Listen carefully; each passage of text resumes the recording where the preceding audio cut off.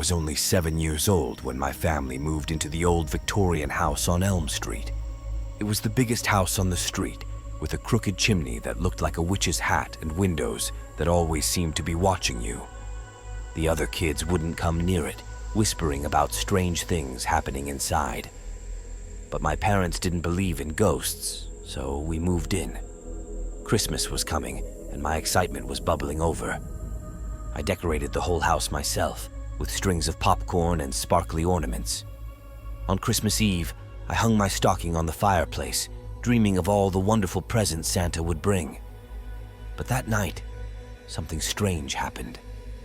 I woke up to the sound of singing, a high-pitched, mournful melody that seemed to come from the walls. I crept out of bed and followed the sound down the dark hallway. It led me to the attic, a dusty place with cobwebs and broken toys. As I reached the top of the stairs, a cold gust of wind blew out the candle I was carrying, plunging me into darkness. I felt a sudden fear creep over me, like someone was watching me from the shadows. Then I heard it again, the singing, but this time it was right beside me. I turned around and my blood ran cold. There in the dim moonlight stood a figure. It was a little girl, dressed in a faded white dress, with long, dark hair that covered her face.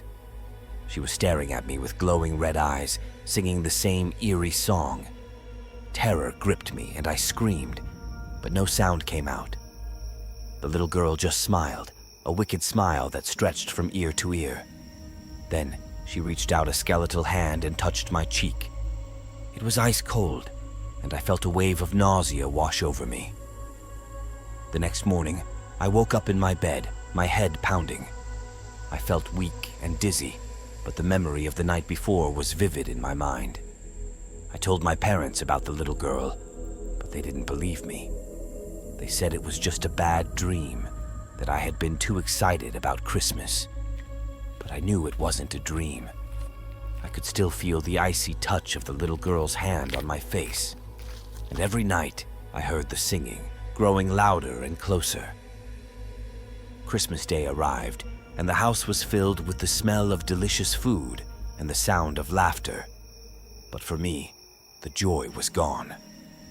I couldn't shake off the feeling that I was being watched, that something evil was lurking in the shadows. As night fell, I locked myself in my room, refusing to come out. The singing started again, louder and more urgent than ever.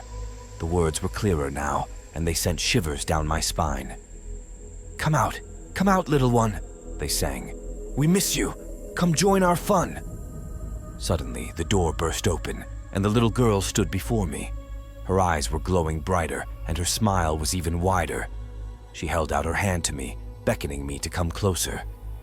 I was frozen in terror, but I knew I had to do something. I remembered my grandmother telling me that ghosts were afraid of the light.